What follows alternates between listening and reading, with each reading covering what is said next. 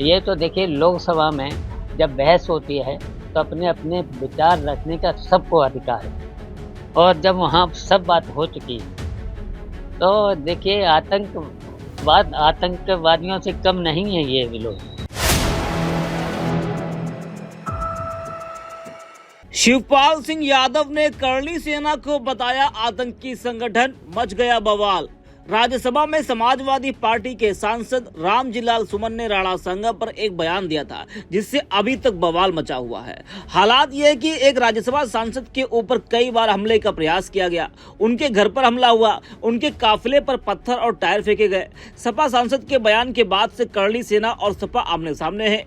एक तरफ जहां रामजीलाल सुमन का मामला शांत नहीं हुआ कि एक बार फिर सपा नेता शिवपाल यादव ने करणी सेना को लेकर एक ऐसा बयान दिया जिससे करणी सेना में आक्रोश बढ़ना तय है। जी हां, गोंडा में समाजवादी पार्टी के वरिष्ठ नेता शिवपाल सिंह यादव एक निजी कार्यक्रम में शामिल होने पहुंचे थे। शिवपाल ने केंद्र सरकार और भाजपा पर तीखे हमले किए। इस दौरान उन्होंने करणी सेना को आतंकवादी प्रवृत्ति वाला संगठन बता दिया। वहीं शिवपाल यादव का सपा कार्यकर्ताओं ने जोरदार स्वागत भी किया। जनगणना के मुद्दे पर उन्होंने कहा कि जाति जनगणना समाजवादी पार्टी की पुरानी मांग रही है। दलितों, पिछड़ों और शोषित वर्ग को उनका अधिकार मिलना चाहिए। यह बीजेपी सरकार दबाव में आकर जनगणना की घोषणा कर रही है। जरा सुनिए शिवपाल को। अब ये भारतीय जनता पार्टी की सरकार को एक्शन लेना चाहिए उन पर।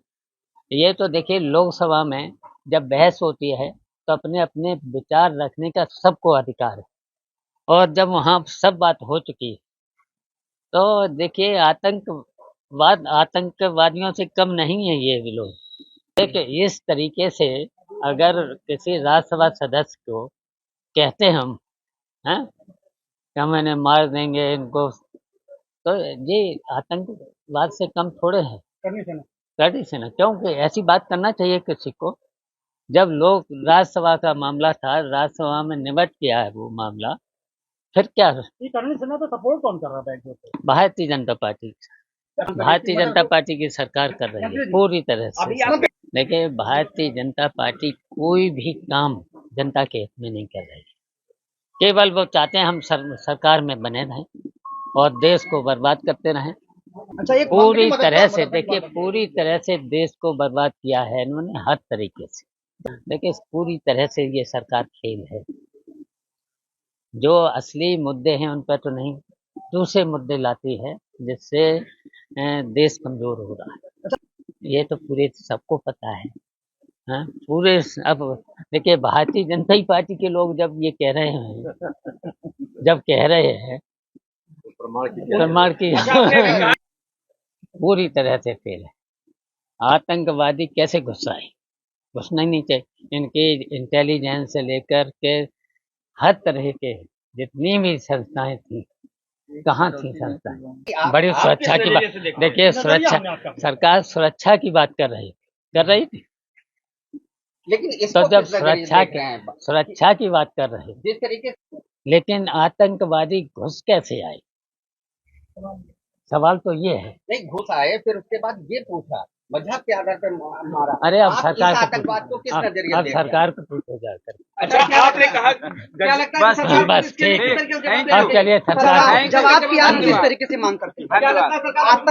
आतंक के खिलाफ कड़ी कार्रवाई और हम लोग साथ हैं।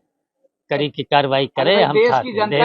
हम लोग देश के साथ, हम लोग देश के साथ आतंकवाद के खिलाफ कड़ी से कड़ी कार्रवाई क्यों नहीं करते? अच्छा, सफाई अब वादा किया था, चुनाव में वादा किया था भारतीय जनता पार्टी ने, जो भी कब्जे हैं हम सब वापस ले लें। अच्छा मौका है इसमें? तो नहीं ले पाए। बिल्कुल जहाँ कब्जा करे हैं ले लें वापस।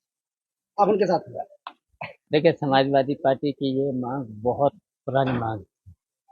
तो ऐसे देखिए जितने भी शोषित हैं, पीड़ित हैं, पिछड़े हैं, दलित हैं, इनको आरक्षण मिलना चाहिए।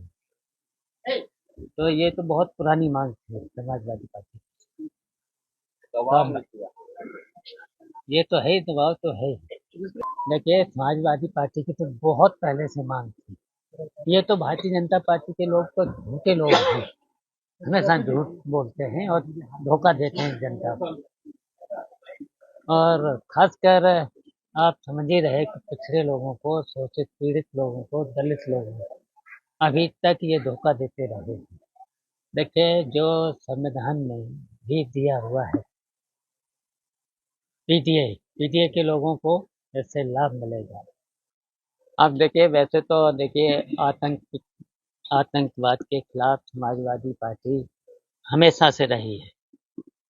जब जब देश पे इस तरीके का आतंकवादियों ने हमला किया है, तो फिर समाजवादी पार्टी ने पूरा साथ दिया है। तो इनको पहले तो आतंकवाद पर इनको कार्रवाई करना चाहिए। अभी तक कार्रवाई कोई हुई नहीं है, लेकिन अब ये पुरानी मांग थी। अब पूरा देश समझ रहा है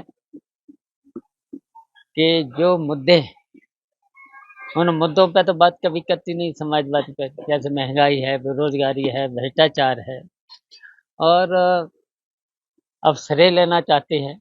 अब श्रेय तो नहीं मिलेगा, श्रेय तो नहीं मिलेगा।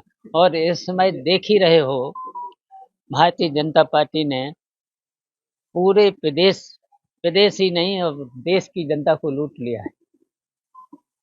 महंगाई, बेरोजगारी, भ्रष्टाचार, इसके साथ साथ टैक्स, इतना टैक्स की वसूली हो रही है। जीएसटी कहा था कि 1 कर लगेगा, अब जीएसटी में कितना कर, 18% से लेकर के और भी बढ़ जाता है, कितनी बार। तो ये केवल जनता को लूटने का काम किया है भाजपा। देखिए, मैंने पहले ही कहा कि ये भारतीय जनता पार्टी के लोग जनता को धोखा देते हैं, कहते कुछ और, करते कुछ और।